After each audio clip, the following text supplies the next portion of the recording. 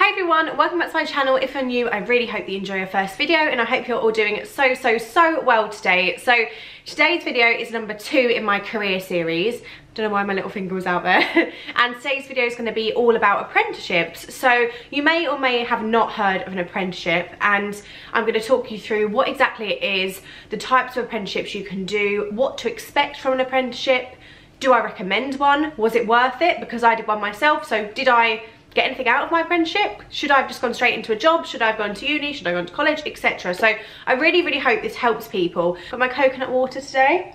Love coconut water.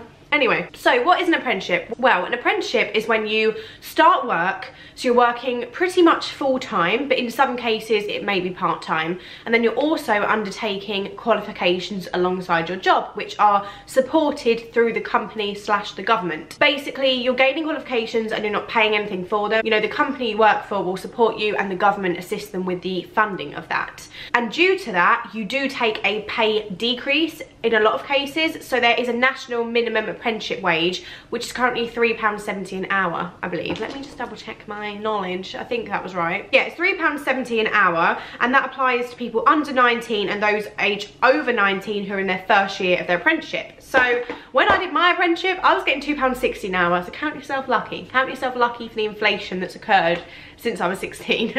But, you know, you sacrifice a lower salary, lower than the minimum wage by quite a lot, because you're learning on the job. And I personally think that's fine.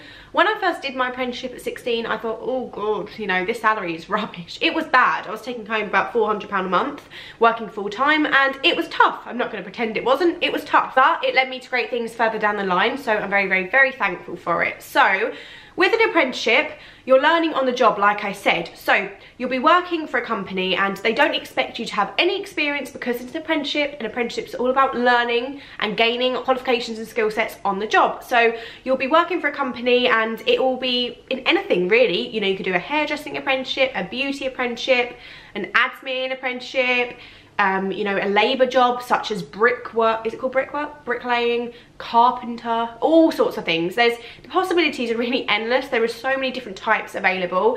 It just depends upon the apprenticeships available in your area, so you have to go online and research, which I'll talk you through in a little bit. But, you know, you pick the apprenticeship you want to do, and obviously what you're going to learn will be completely dependent on that industry and what the requirements are for that role. So, you know, you're starting fresh. They don't expect you to have any knowledge or experience at all, which is great, because obviously sometimes when you leave school or college, it can be a bit daunting going into work thinking, am I going to know what to do? Am I going to be good enough? So it's great that you're supported from day one. And for my apprenticeship personally, I was shadowing people when I first started, and then gradually started doing the work over a few week period. They really eased me into it, and it was really helpful, and I was guided through everything, and I didn't ever feel that, oh my god, is my job going to be on the line because I don't know what I'm doing. It was not like that at all. It was very much a case of, you know, you're brand new from school, you don't know what you're doing, we're going to support you until you understand it. It was very much like that for me. I mean, I can't speak for every apprenticeship out there, but I found my one to be very supportive, and I also found that my friends that did apprenticeships had the exact same experience as me. So everyone I know who's done an apprenticeship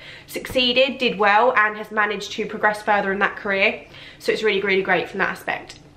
So each apprenticeship will be different. Some will send you to college, and then some will have a tutor come to your workplace to talk you through the qualifications you're going to be doing. So for me personally, I had someone visit me every 2 weeks, I believe. So she came to visit me, and she was from a particular college actually, but she was also employed by, is it QVC, the exam bodies? So it would depend on what exam you're going to be doing. For me, it was a level 3 apprenticeship in financial administration to start off with. So I had lots of units I had to complete, much like what you would do for your GCSEs or coursework. And then I also had on-the-job things I had to do. So she would come in and watch me do something such as a phone call or a letter, and then she would sign me off for that particular unit based on that. And I also had exams to do as well. So there's often 3 parts. There'll be practical assessments, written assessments such as the coursework, and then you'll also have exams as well. And they will be totally dependent on what you're doing. So sorry I keep saying they'll be totally dependent, but that is you know, it will depend. I can't tell you what you're going to do if you're going to be a bricklayer, because I don't have any knowledge of bricklaying, you know. It will depend. In terms of finding time to do your studying or your coursework, it will really depend on the company that you work for, but there is a minimum number of guided studying hours or learning hours they have to provide you, and that is 280 for the year, which works out to be 5.38 hours a week. So that's guided learning hours, and that could be things like studying, it could be supporting you with your job, you know, teaching you things, etc. So it is very much like working and being at college. Even if you're not physically going to college, you're still very much learning and being provided time to learn and to study. So don't look at it as, oh, I'm working full time, my salary's rubbish. Look at it as, I've got a job, I'm learning the job, but I'm not working full time because I'm also doing studying alongside. I hope that makes sense. But the difference is you're still getting paid your salary whilst you're studying, so it's quite good in that respect. And them hours have to be over a 12-month period too. So with my apprenticeship, it was for a 1.5 year period.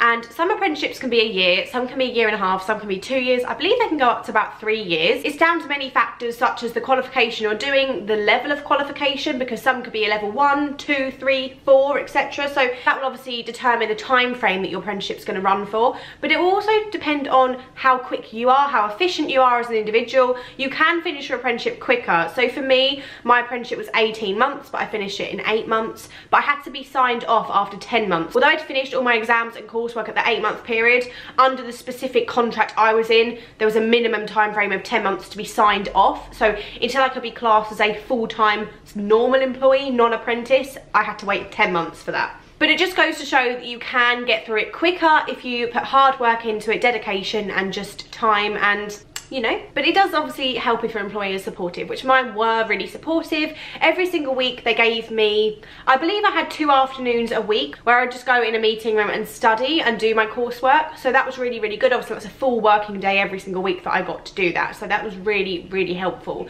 that they allowed me to do that. So hopefully that's helped to cover the section of what exactly an apprenticeship is. Now let's go on to how to obtain an apprenticeship. So all you simply need to do is get your phone out or get your laptop out and go onto Google, good old Google. So if you just type in find an apprenticeship to Google, the government website, which is www.gov.uk, will come up, and there'll be a link that says find an apprenticeship. So go onto that link and then you can search for all the apprenticeships near you. So let's have a look to see what's available now. So it'll take you to the specific apprenticeship page, which is really, really easy to use. You can enter keywords, which can include a job title, an employer, or a reference number. So typically you type in there the sort of thing you're looking for. So you might type in administrator, or you might type in hairdresser. So let's type in administrator. You can also just leave it as blank, so it will bring up all of the apprenticeships available near you too. And then you enter your location, so just add your postcode in there. And then you can also put the radius, so within 5 miles, 10, 15, 20, 40, etc. So I'm going to go with within 20 miles of where I live, and let's have a look, see what's available to give you an idea. Oh my god, there's so many apprenticeships available. I was not expecting this. There's 15 pages of apprenticeships available within a 20-mile radius of where I live, and I live in a little countryside town sort of thing, so it's really good that there's that many available. So a lot of the ones available are, I searched for admin personally, so there is business administrator, another business administrator, mortgage administrator, recruitment administrator. What else is there? Let's have a look. There's so many on here. Office and website administrator assistant. Yeah, there's so many on here, but as you can see, even if you're looking for something like admin, there is so many different outlets you can go down. So if there's a particular industry that interests you, such as might be finance, it might be accountancy, it might be mortgages, it might be recruitment, it might be media, there's all different types of admin apprenticeships within different sectors. So that's really, really handy. And if you're not sure what sector to go in, then don't worry, just go for the one that you're most drawn to, because admin is a particular skill that you can transfer to lots of different industries, because it's a job that's available in most industries. So yeah, if you learn the skill set and decide, actually, you know what, I'm not enjoying this accountancy side of things, or I'm not enjoying media, for example, you can think, okay, well, I'm going to go and now be an admin for a finance company, or funny how I go with finance, isn't it, when it's my job? But you know what I mean? You don't have to worry too much about being so specific, because it's just the start of your career. You're learning skills, and even if you don't like being an admin, for example, you can go ahead and do something else after, but at least you've gained qualifications, at least you've gained a skill set, learning how to work with other people, you know, working in a professional company, working with adults, learning how to communicate with clients, learning how to deal with the general public, learning to deal with your colleagues. There's loads of different skills that you gain from work, so don't worry too much on the actual job itself. make sure it's going to be something that somewhat interests you, but don't worry too much if you're not sure exactly what you want to do long term, because you know, you're going to be 16, 17, 18, 19, 20 when you apply for apprenticeship. You're young. There is no rush, you know, don't worry too much. When I applied for mine, I had no clue that I wanted to do finance. I just did an apprenticeship in admin and I thought, yeah, admin, that sounds good to me. It's an office job, it's money, I'm learning. And you know, 6-7 years on, I'm now quite qualified and high up in finance. I personally stuck down the same route, my friends have as well, but doesn't say you have to. You can certainly transfer onto a different, you know, department in your company or a different job completely if you want to. Okay, so let's talk about the downsides of an apprenticeship, if there are any, that is.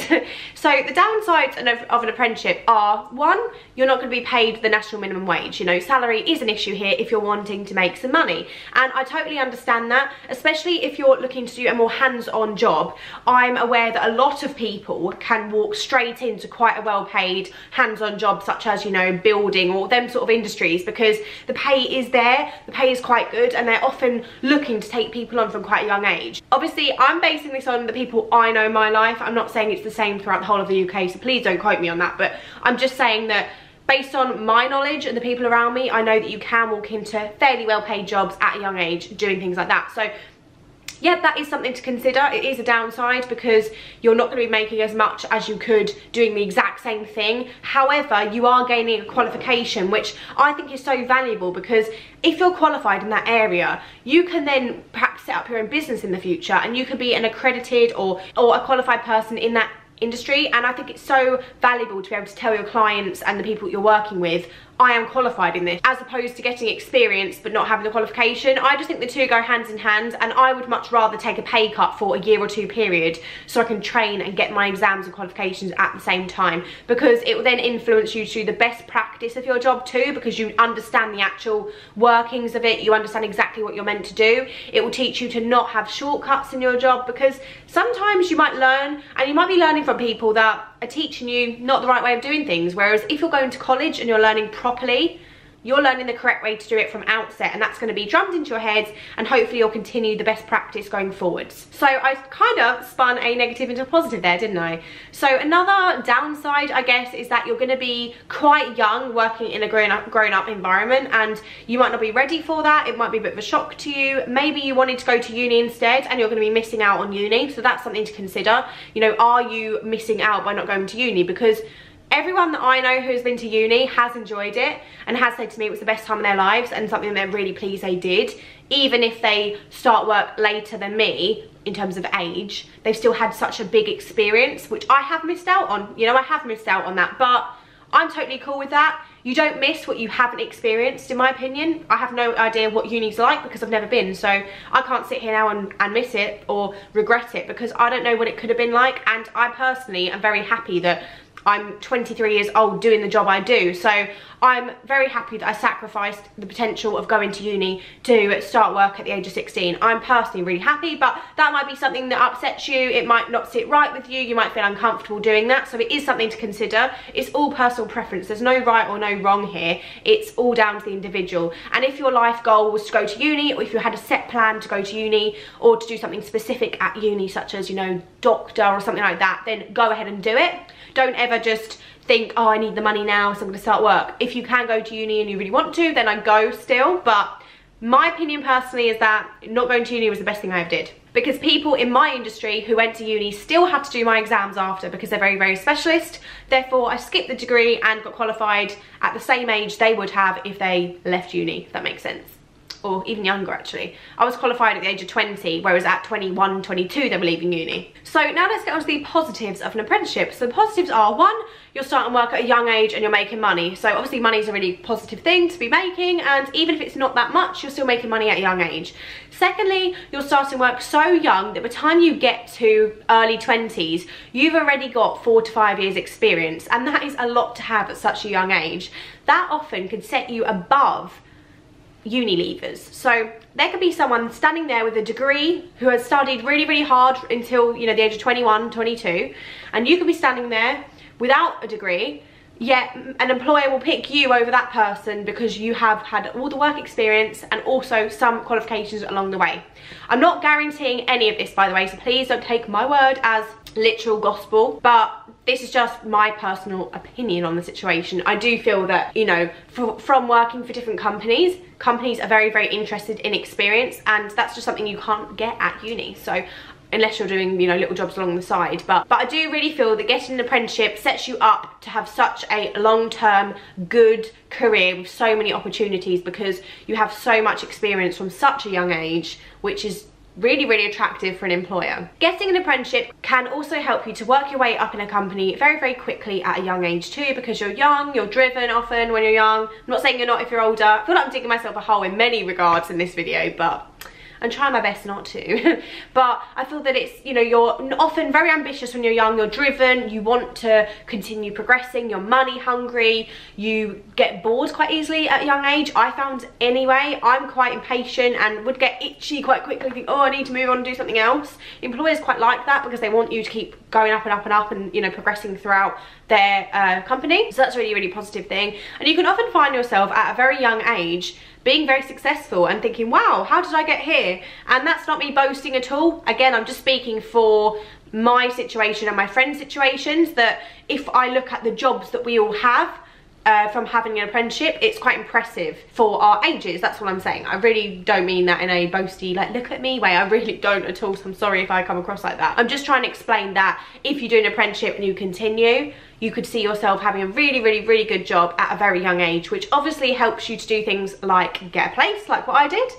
It can help you to have the things you want, such as nice holidays, car, being able to help your family, friends, I don't know, whatever you want to do with the money, it's up to you. But it is a really, really good thing to do to get you in a good position at a young age and help set you up for life, really. That's how I feel about it anyway. I do feel now that if I continue the way I'm going, you know, with my exams and qualifications, then I could be, I don't know, I don't want to say I can own a company, but you know what I mean, I could be big and up there one day, hopefully. And lastly, the last topic I want to cover is, would I recommend an apprenticeship? So what do we think the answer is going to be, guys? Is it going to be a yay or is it going to be an A? Well, I certainly can say that I, hands on heart, recommend apprenticeships to anyone who is a school leaver or a college leaver. So that is my opinion. I think if you are leaving uni, I wouldn't recommend an apprenticeship unless it's going to be a better paid apprenticeship. I would certainly recommend it for people who perhaps have done A-levels. Most importantly, do it from 16 if you can.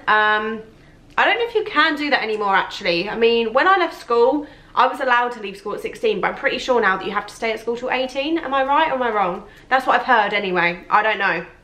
But if you can get out at 16 and do an apprenticeship, then I would recommend it, only if you don't have a specific route you want to go down. So I'm not recommending it for someone that wants to be a doctor or wants to be a dentist or something like that, where you need a very, very specific qualification perhaps through uni.